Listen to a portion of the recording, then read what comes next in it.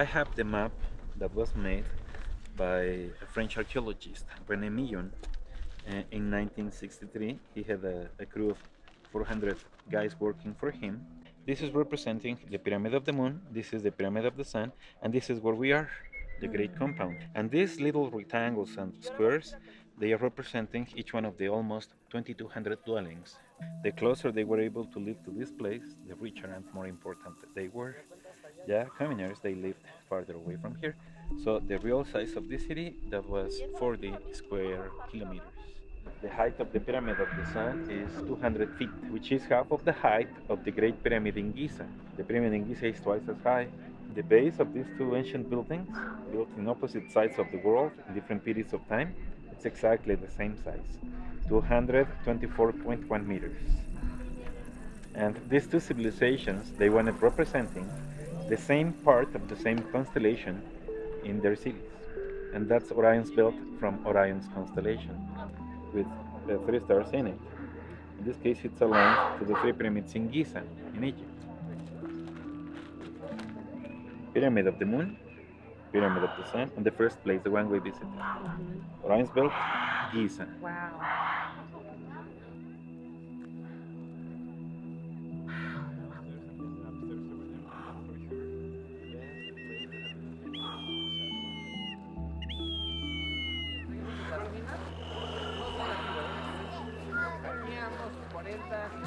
If you look at the first three rows of stairs, so these are the original ones that were placed here by someone approximately 17 to 1800 years ago.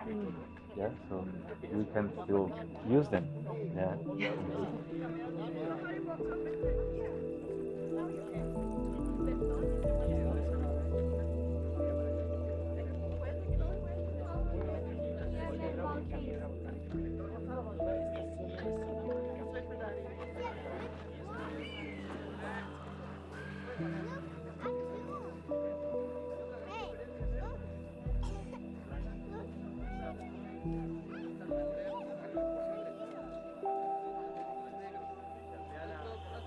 So when they built their two bigger temples, their intention it was replacing the places that they considered were the original houses of the gods.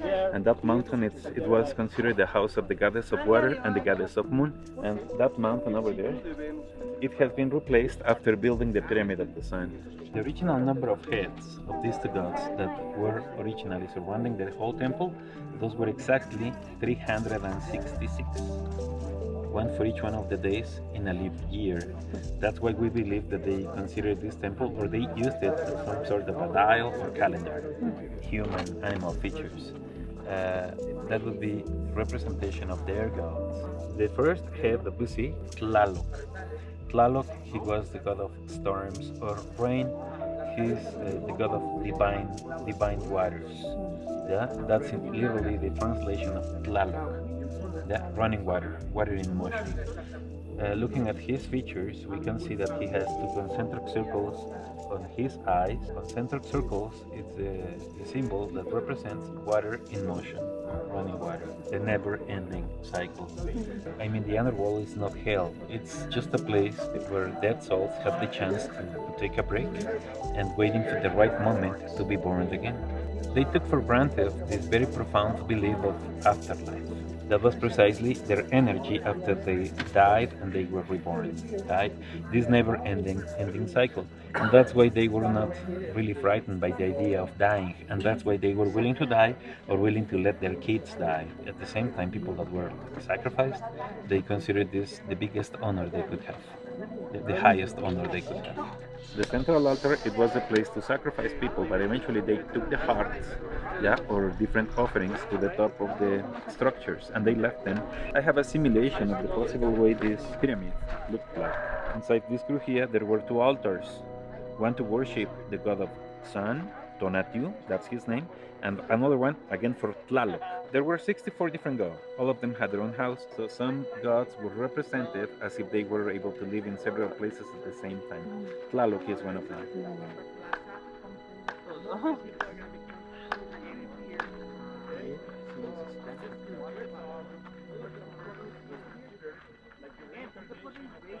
Monday the entrance is closed for museums and historic Mexico City. That's why I'm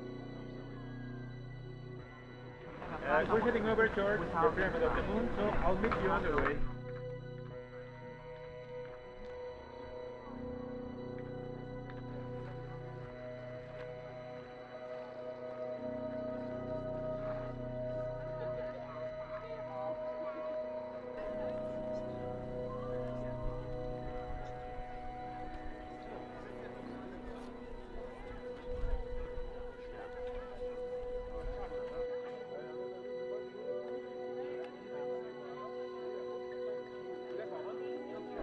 And this is considered the feminine side of the city.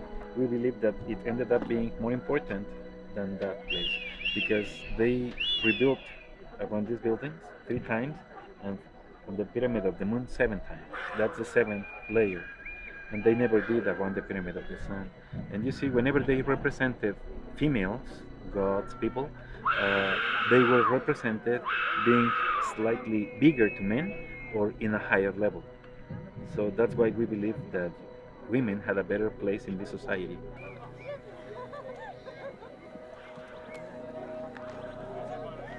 5 priests in charge of performing this ceremony.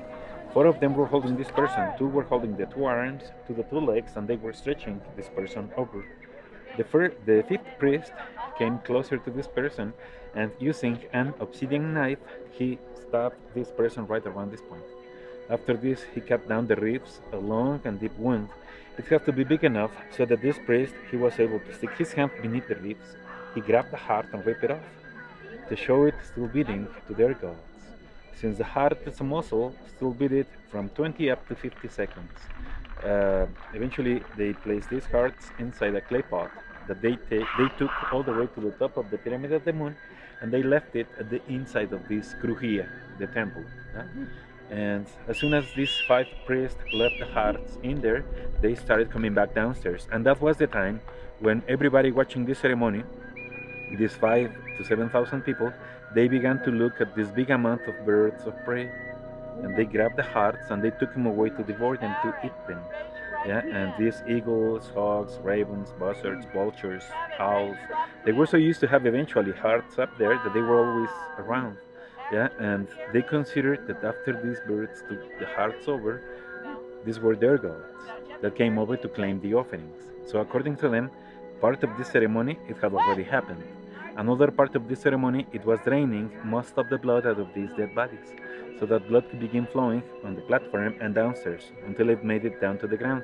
The connection with sky, our world, and the underworld. But you see, we only have from 1 to 1.5 gallons of blood in our body, and we cannot drain it all. So that's how we get to the number of people they killed in every ceremony, just to have blood making it down to the ground. 4 people. The number of times they did it per year, those were from 40 to 60. So an average of 1 ritual per week. So in each one of the 3 places where they sacrificed people, they were killing from 200 to 240 people.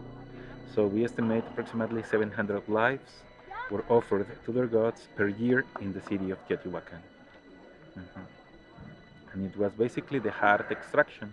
Otherwise, when they were expecting or demanding special favor from their gods, that's when they buried people. These human remainings that of people they sacrificed here, they were incinerated eventually. They burned them here, and then the ashes were taken away by the wind. Yeah, the god of wind. That's the way it happened. Mhm. I know that the energy left behind this place is probably not the best one, but it's a nice place for pictures.